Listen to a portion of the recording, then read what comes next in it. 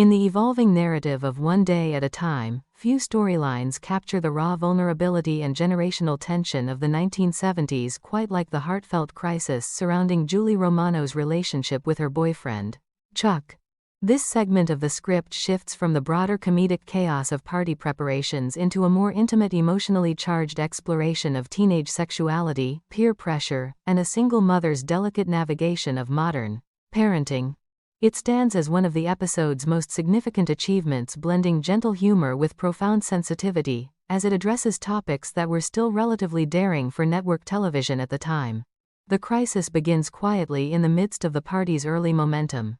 Julie, clearly distressed, retreats from the festivities and seeks out her sister Barbara for counsel.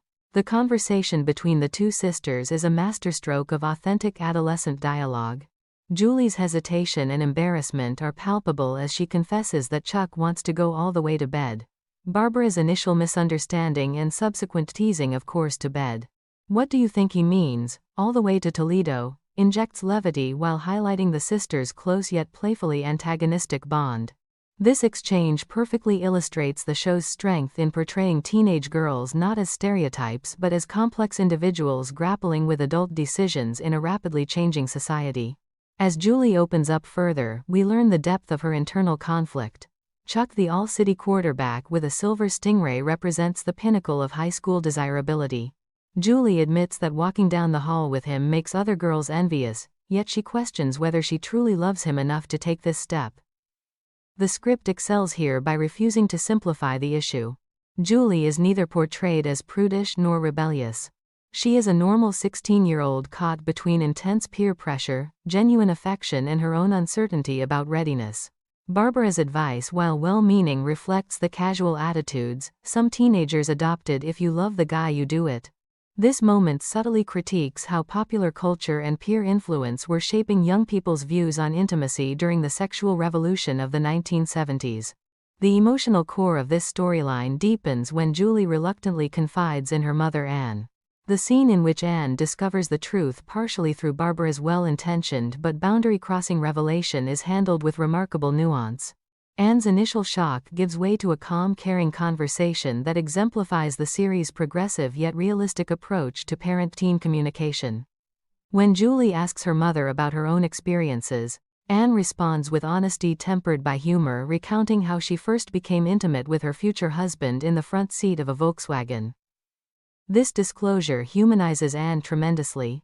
She is not a distant authority figure but a woman who once faced similar uncertainties, now trying to guide her daughter through uncharted waters with wisdom rather than rigid rules.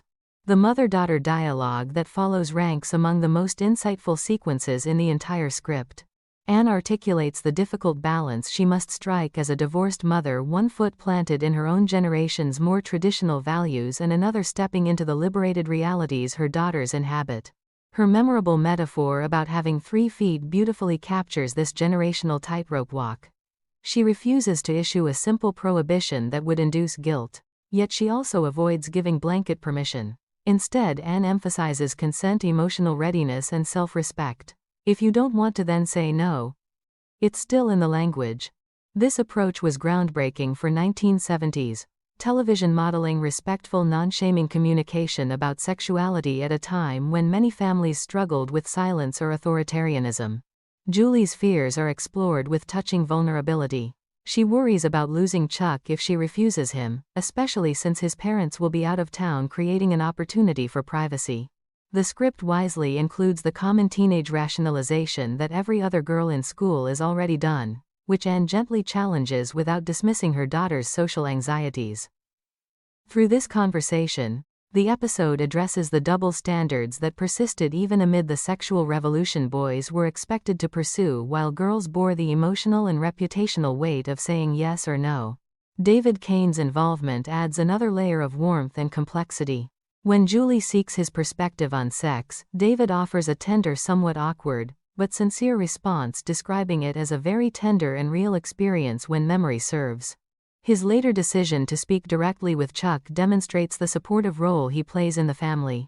The conversation between David and Chuck in the bathroom, chosen for privacy amid the crowded apartment, is both comedic and meaningful. David's gentle but firm message that Julie means no and is not playing games reflects mature male allyship. Chuck's eventual understanding and promise to respect Julie's boundaries provide a hopeful resolution without descending into preachiness. What makes this storyline particularly powerful is its refusal to offer easy answers. Julie ultimately stands up for herself, telling Chuck she is not ready. The aftermath in which she returns to her family, proud of her decision, is deeply satisfying. "I just followed my own instincts," she declares. A woman has to learn to stand up for what she really wants to do. This moment of empowerment resonates strongly with the feminist undercurrents of the era, celebrating female agency while acknowledging the very real pressures young women faced. The script's handling of this sensitive topic demonstrates exceptional writing craft. The dialogue flows naturally, mixing humor, awkwardness, and sincerity in equal measure. Barbara's comic interruptions and Anne's self-deprecating anecdotes prevent the scenes from becoming heavy-handed. The performances implied by the text would require tremendous emotional range, from Julie's tearful vulnerability to Anne's careful balancing of honesty and protection. In the broader historical context of the 1970s, this episode arrived at a pivotal cultural moment. The sexual revolution had dismantled many old taboos, but society was still negotiating new norms around consent, responsibility, and teenage sexuality. One Day at a Time distinguished itself by treating these issues with respect and realism rather than sensationalism or moral panic. By centering a single mother's perspective, the show offered millions of viewers a model for navigating these conversations in their own homes. The Julie-Chuck storyline also deepens our understanding of Anne Romano's character. We see her growth as a parent who learned from her own past mistakes and is determined to do better for her daughters.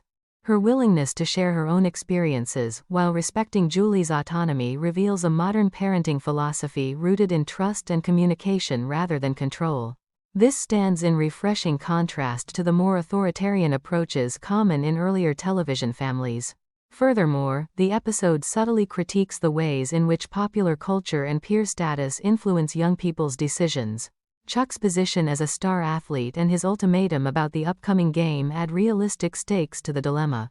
Julie's eventual choice to prioritize her own comfort over maintaining the relationship highlights the importance of self-esteem, a message that remains relevant decades later. As the party continues around these private conversations, the contrast between public celebration and private emotional turmoil enriches the narrative. The Romano apartment becomes a microcosm of 1970s American life, where people gather for fun and connection while simultaneously wrestling with profound personal questions about love, sex identity, and family.